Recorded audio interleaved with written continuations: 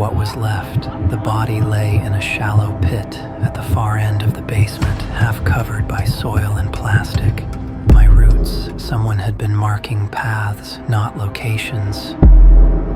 I didn't know the crow had an owner. If I had, I would have never fed it. I first noticed it near the bus stop where I waited every morning. A large black crow, heavier than the others. One eye slightly clouded. It didn't beg for food. It didn't hop closer. It watched. The first time I threw it a piece of bread, it didn't touch it right away.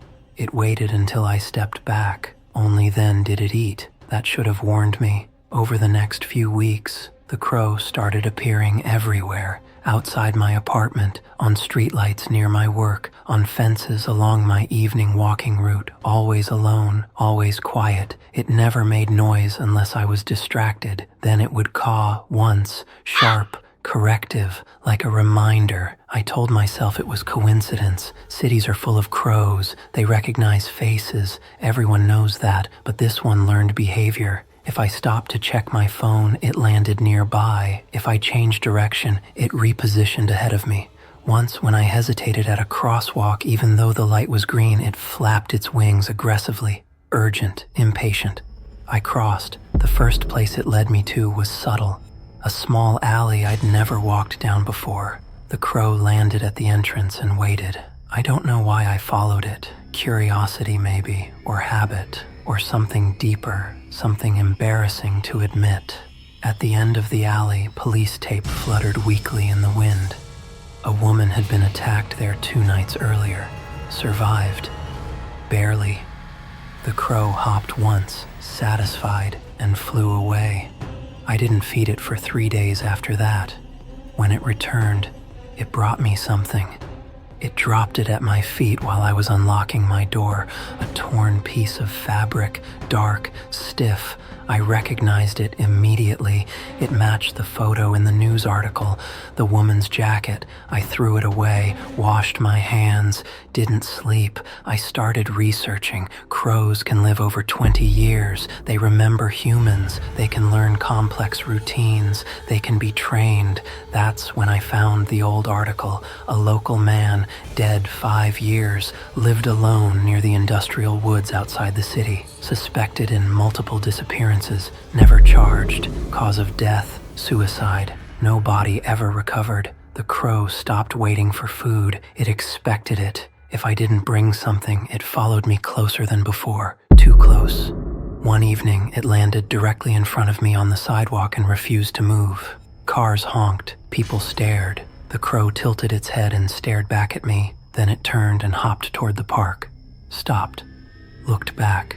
Waiting. The park led to a trail. The trail led into the woods. The crow flew low, never losing sight of me. Every time I slowed down, it cawed. Once, commanding. We reached a clearing I'd never seen before. In the center stood a concrete structure, half swallowed by dirt and ivy. A basement. No building above it. Just a door. The crow landed on the rusted handle and pecked it. Once. Twice. Then it looked at me, expectant, proud, like it had finally done its job. I wish this was where I turned back.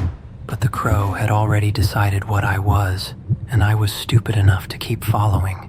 The door didn't creak when I pulled it open. That scared me more than if it had. It meant someone had oiled the hinges. Recently, cold air rolled out of the basement like breath, wet, metallic. The crow hopped inside without hesitation. I followed. The stairs were narrow and uneven, concrete crumbling under my shoes. No lights, just my phone flashlight shaking in my hand. Halfway down, I noticed the markings, scratches, tallies, hundreds of them carved into the wall, some deep, some shallow, layered over each other like someone had been counting, then counting again. The crow stopped at the bottom step. Waited. The basement was larger than I expected. Too large. Plastic sheets hung from rusted hooks, some torn, some stiff. The floor was stained dark in irregular patterns I didn't want to identify. In the corner stood a wooden chair, bolted to the ground. The straps were still there. I heard the sound before I understood it. A soft clicking. The crow was pecking at something on the table. I stepped closer. My stomach turned. It was a box filled with objects, wallets, keys, watches, and photographs, not of the victims, of the crow, different angles, different years, standing on shoulders, perched on a fence, watching from a window. In every photo, the bird was alert, focused, learning. Behind the table was a wall covered in maps, red pins, dozens of them, all places I recognized now. The alley, the park, the bus stop, my routes. Someone had been marking paths, not locations, patterns. That's when I found him, or what was left. The body lay in a shallow pit at the far end of the basement, half covered by soil and plastic. Bones picked clean in places, a rope still looped around the neck. Suicide, they said, but there were marks on the bones. Small, precise, beak-shaped. I staggered back, gasping. The crow flapped onto my shoulder, heavy, comfortable, familiar. I froze, because it wasn't attacking me. It was settling in. That's when I understood. The crow wasn't leading me here by accident. This was a ritual. The old man had taught it well. Follow, observe, guide, bring the new one. I heard a sound behind me. Not footsteps, a door, another door, deeper in the basement. I turned slowly. The crow cawed. Once. Approval.